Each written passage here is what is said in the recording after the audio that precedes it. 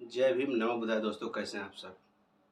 उम्मीद है कि अच्छे होंगे। आप सब राकेश पासवान जी की बेटा और जो बेटी है उनका इंटरव्यू आप लोग देखे होंगे। वो लोग कैसे बिहार सरकार और हमारे जो भी हैं जिस पे हम लोग भरोसा करते हैं, वो लोग को वो लोग का नियत और उन लोग का जो भी क्या इंसाफ दिलवाएंगे, उन लोगों को भरोसा हो गया है। इसलिए हमारे यूपी में, जो बिहार में जिसका सरकार ही नहीं है, योगी आदित्यनाथ, उनसे गुहार कर रही है। आप जाके उन लोगों का, उनकी लड़की राकेश पासवान जी की लड़की है और उनका एक बेटा भी है, एक नहीं दो दो बेटे हैं। और उनका इंटरव्यू आप लोग जाके देख सकते हैं। वो लोग कैसे अपना इंटरव्यू में बोल रहे हैं कि नहीं, हम लोग को बिहार सरकार और जो भी लाल सत्ता में लोग जो बैठे हैं उन पे भरोसा हम लोग को नहीं है। और काश हमारे बिहार में अगर योगी जी की अगर सरकार होती तो हमको इंसाफ मिल जाती। वो साफ-साफ वो लड़का और वो लड़की, उनकी बेटी, ये बातें बोल रही है। और मैं बिहार के नेता लोग से कहना चाहूँगा कि आप लोगों को दिखना चाहिए ये चीज़ को।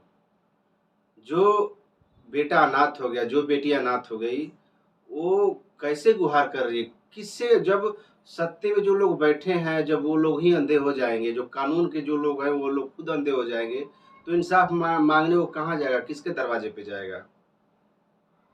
तो आप लोग जो है कि उस पे विचार कीजिए। और मैंने कल वीडियो डाला था, उस पे बहुत सारे भाई लोग मेरे को फ़ोन करके उल्टा-सीधा गाली-गलौज सब कुछ किए। भाई साहब, मेरा कहना गलत नहीं है। आप लोग उस चीज़ को समझिए। क्या मैं क्या बोला हूँ? मैं उसमें उसमें ये बोला हूँ कि अगर मैं किसी पार्टी में काम कर रहा हूँ, अगर उस पार्टी का हाथ मेरे सर पे ना हो,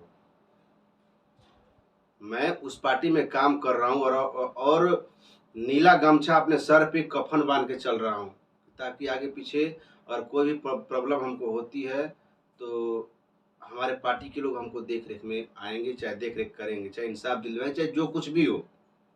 और जब ऐसा नहीं होता है तो बताओ कि मैं भी बहुत मानता हूँ, आज भी मानता हूँ, और हमको पूरा भरोसा है भी है।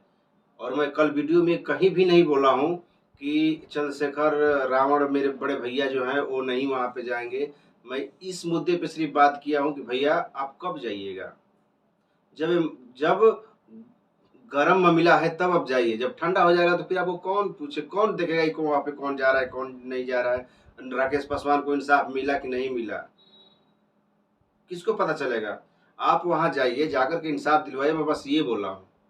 ये कभी नहीं बोला हूँ कि वो जाएँगे नहीं, इंसाफ नहीं मिलेगा, इंसाफ नहीं दिलवाएँगे। चाहे उनका कुछ भी प्रॉब्लम हो, चाहे उनका हाथ हो जाए, ये मैं नहीं बोला हूँ। और जितना आप लोग हमको परेशान किए हो, आप लोगों से कहीं ज़्यादा मैं उसको मानता हूँ, भीम आर्मी को मानता हूँ। आप चैनल उठा के देख सकते हो मेरा, ऊपर से लेके नीचे तक। कहीं ज़्यादा मैं मानता हूँ उनको। चंद्रशेखर भाई को अपना आइडियल मानता हूँ, उनके दिखाए हुए रास्ते पे हम लोग चलते हैं। तो इसका मतलब ये नहीं है। रही ठीक है, बहुत सारा हमको कमेंट भी आया, बहुत सारा लोग फ़ोन करके बोले भी कि नहीं वहाँ भैया जाएँगे। देखते हैं भैया कब जाते हैं वहाँ पे, उनको इंसाफ दिलवाते हैं। बाकी उस घर के जो भी सदस्य है उसको भरोसा टूट गया है बिहार से। बिहार के लोग उनको इंसाफ नहीं दिलवा सकते, वो मैं नहीं, वो खुद वो परिवार बोल रहा है।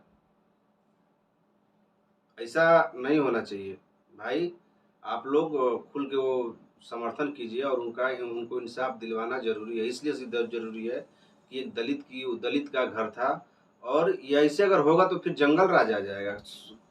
दिन दहाड़े किसी के घर के सामने और दिन में जा कर के गोली मारना कोई कम बात नहीं है। इसका मतलब जंगल राज, हकीकत में जंगल राज आ गया है। इस जंगल राज को रोकने के लिए हम लोग तेजस्वी यादव और नीतीश कुमार के राज में हम लोग कभी सोचे भी नहीं थे कि ऐसा दिन आएगा। और ऐसे दिन दहाड़े लोग गोली मार के हत्या किसी का कर देंगे, चाहे दिन दहाड़े रोड पे चलेगी बेटी बहन, उसको छेड़ दिया जाएगा, ये कर दिया जाएगा, वो कर दिया जाएगा। आप लोग कहाँ सो रहे हो? कहाँ हो आप लोग? इस चीज़ पे पाबंदी लगाइए ना फिर।